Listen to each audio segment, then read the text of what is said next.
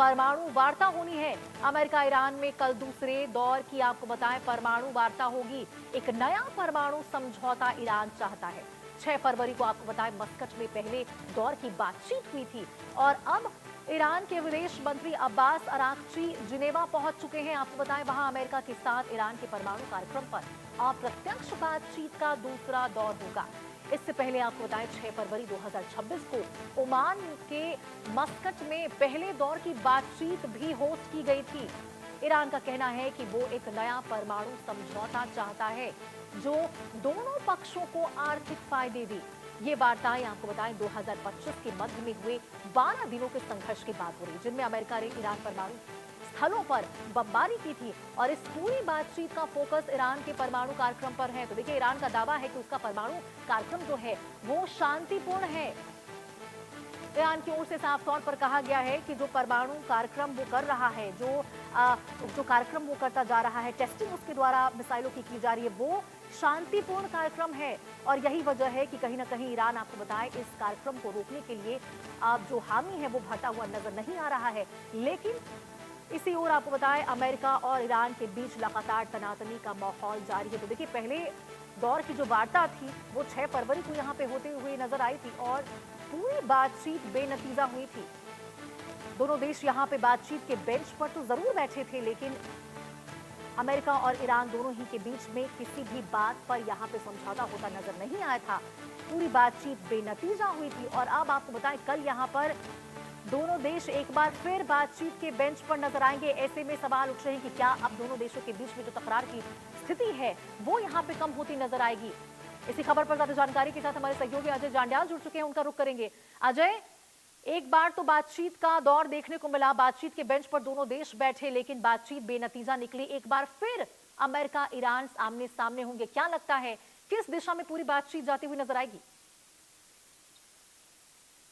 देखिए, देखना होगा कि आखिरकार ये जो मामला है अब कैसे सुलझेगा, क्योंकि अब ये अमेरिका और ईरान के बीच में जो तनातनी है अगर ये इसी तरह से बढ़ती रही तो जंग का माहौल जो है वो कहीं ना कहीं चल ही रहा है। मगर पहली बातचीत जब फेल हुई, दूसरी बार एक बार फिर से अब परमाणु को लेकर भी बात करने को राजी हो गए हैं।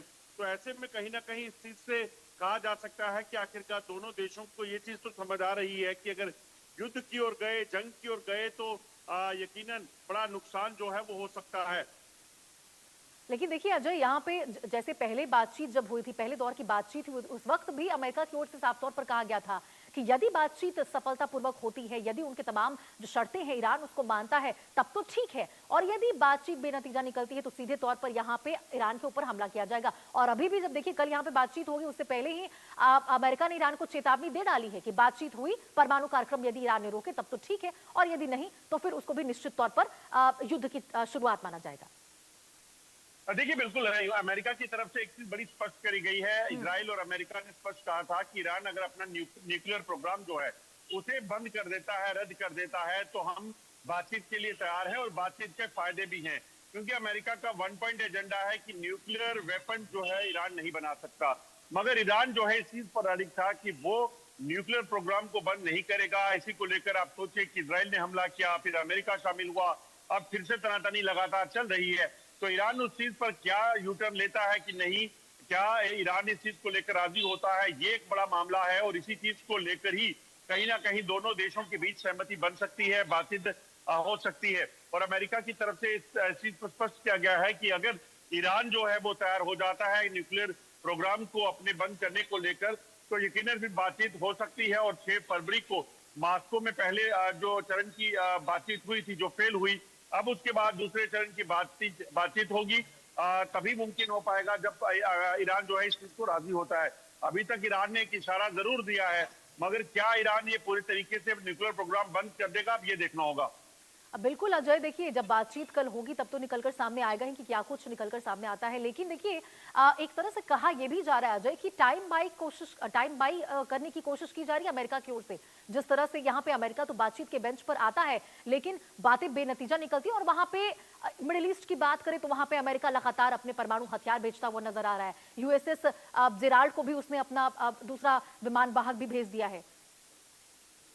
देखिए बिल्कुल, अगर आप देखें तो अमेरिका लगातार युद्ध की तैयारी में बिल्कुल है। ईरान की तरफ से भी अपना मिसाइल सिस्टम को एक्टिवेट कर दिया गया है। मगर बातचीत अगर कल दूसरे दौर की जब होती है तो उसमें अगर ईरान तो राजी हो जाता है न्यूक्लियर प्रोग्राम को अपने बंद करने को लेकर, रद्द करने को लेकर, तो यकीनन ये बातचीत ये कहा जा सकता है कि एक बेहतर बातचीत हो सकती है। क्योंकि 2025 देखिए, 2024-23 ईरान की बात, इसराइल और हमास की बात करें, यूक्रेन रशिया की बात करें, सीरिया में क्या हुआ, बांग्लादेश में क्या हुआ, ये तमाम चीजें जो है वो अपने आप में बताती हैं कि कहीं भी युद्ध के हालात होंगे तो डिवास्टेशन के अलावा कुछ नहीं मिलेगा। तो ऐसे में अगर ये दोनों देश इस चीज पर राजी हो जाते हैं और ईरान खासतौर पर अगर मान जाता है, और क्या खमनेई को लगता है कि जो पिछले कुछ दिनों में ईरान को झेलना पड़ा, जो अमेरिका जो ईरान का कहना है कि अमेरिका के स्पॉन्सर जो प्रोटेस्ट थे उसने वहां पर हालात खराब किए थे, तो क्या उसे और आगे वो झेल सकता है, खमनेई क्या सरवाइव कर सकते हैं, उन्हें ये देखना होगा। बिल्कुल अजय, तो कल जब बातचीत के बेंच पर दोनों देश आमने सामने होंगे तो देखना होगा कि क्या दोनों देशों के बीच में जो आक्रामक रवैया दोनों की तरफ से देखने को मिल रहा है, क्या उसमें रोकथाम होती है या फिर कोई नतीजा निकलकर सामने आता है। बहुत बहुत शुक्रिया अजय आपका इस तमाम जानकारी के लिए। चलिए खबरों में आगे बढ़ते हैं और इस बीच एक और बड़ी खबर आपको बताएं, जहां इजराइल के पीएम नेतन्याहू का ईरान पर बड़ा बयान सामने आया है। आपको बता दें, यहां उनकी ओर से कहा गया है कि ईरान का ढांचा पूरी तरह खत्म किया जाना चाहिए। मिडिल ईस्ट में तनातनी के बीच नेतन्याहू ईरान पर भड़के हैं। तो देखिए, इजरायली पीएम नेतन्याहू की ओर से कहा गया है कि पहले ईरान पर अकेले ही हमला करने की धमकी दी गई थी और अब यहां आपको बताएं ईरान पर परमाणु प्रोग्राम बंद करने का भी यूएस दबाव डाल रहा है। तो देखिए, मिडिल ईस्ट में जिस तरह से तनातनी लगातार बढ़ती जा रही है, ऐसे में इजरायली पीएम बेंजामिन नेतन्याहू की ओर से बड़ा बयान सामने आया है। ईरान को लेकर उन्होंने कहा है ईरान का परमाणु ढांचा पूरी तरह खत्म किया जाना चाहिए। तो देखिए, यहाँ पर लगातार जो केवल अमेरिका और ईरान के बीच ही नहीं बल्कि अमेरिका और इजराइल दोनों मिलकर यहां ईरान के ऊपर दबाव बनाने की कोशिश करते हुए नजर आ रहे हैं। साफ तौर पर आपको बता दें, पहले भी इजराइल की ओर से कहा गया था कि यदि अमेरिका हमारा साथ देता है तब तो ठीक है, लेकिन यदि अमेरिका साथ नहीं देता है फिर भी हम ईरान पर यहां पे हमला करते हुए नजर आएंगे। और इसी खबर पर ज्यादा जानकारी के साथ हमारे सहयोगी भावना सिसोदिया हमारे साथ जुड़ चुकी है। भावना, एक बार फिर यहाँ पे इजरायली पीएम बेंजामिन नेतन्याहू बड़ा बयान देते हुए सामने आए हैं। उनका कहना है कि पूरी तरीके से यहाँ पे जो उसके जो न्यूक्लियर कार्यक्रम है उसको खत्म कर देना चाहिए।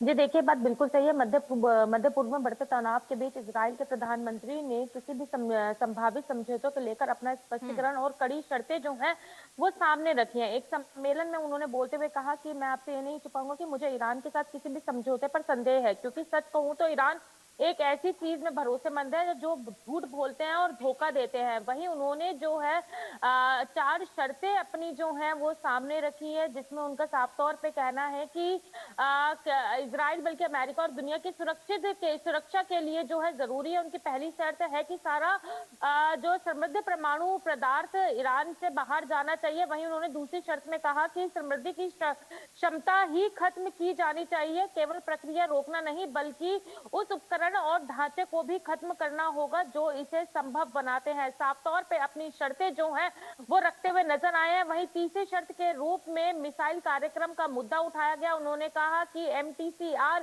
के तहत 300 किलोमीटर की सीमा है और ईरान को इसका पालन करना चाहिए, लेकिन वह ऐसा नहीं करता है। इसके साथ ही उन्होंने क्षेत्रीय सहयोग समूहों के समर्थन को भी समझौते का हिस्सा बनाने की बात कही है। वहीं अगर देखा जाए तो प्रधानमंत्री नेतन्याहू ने चौथी बात में कहा कि ईरान द्वारा बनाए गए आतंक के गठजोड़ को खत्म किया जाना चाहिए। ये कमजोर हुआ है लेकिन अभी भी मजबूत है और खुद को फिर खड़ा करने की कोशिश कर रहा है। अगर देखा जाए तो व्यवस्था को भी बेहद महत्वपूर्ण बताया। उन्होंने कहा कि अंतिम बात यह है कि वास्तविक और प्रभावी निरीक्षण होना चाहिए। ऐसा नहीं है कि पहले सूचना देकर किया जाए बल्कि बिल्कुल भावना। और देखिए, ये बयान जो है इजरायली पीएम नेतन्याहू का उस वक्त निकलकर सामने आया है जब कल एक बार फिर ईरान और अमेरिका यहाँ पे आमने सामने बातचीत के बेंच पर नजर आएंगे। ऐसे में क्या लगता है कि जो तमाम बातें इजराइल पीएम की ओर से कहा गया है कि प्रोग्राम बंद हो जाना चाहिए परमाणु, उसके ऊपर बातचीत और सहमति बनती हुई नजर आ सकती है? जी देखिए, जिस समय पे ये शर्तें रखी गई है, जिस समय पे ये बयान सामने आया है, साफ तौर पे कूटनीतिक कोशिशें जो है वो जारी है। अमेरिका और अन्य शक्तियां ईरान के साथ संभावित समझौते के जी। विकल्प की जो है लगातार तलाश कर रही है, और साथ साथ देखा जाए तो उनके बयान से साफ संकेत मिलता है कि इजराइल सुरक्षा से जुड़े मुद्दे पर कोई नरमी दिखाने के पक्ष में नहीं है, और वो सख्त सख्त शर्तों के साथ जो है किसी भी समझौते को स्वीकार्य मानता है। यानी कि कहा जा सकता है कि एक सख्त समझौता है। उन्होंने 4 बातें जो है अपनी रखी। अब देखना यही होगा कि आखिरकार इस समझौते में इन चारों बातों पर सहमति बनती है या बिल्कुल नहीं भावना, बनती देखने है। वाली बात होगी कल जब बातचीत होगी तो किन बातों पर सहमति बनती हुई नजर आती है। आप बने रहिए भावना हमारे साथ। अब अगली खबर पर भी आपका रुख करूंगी। और देखिए इस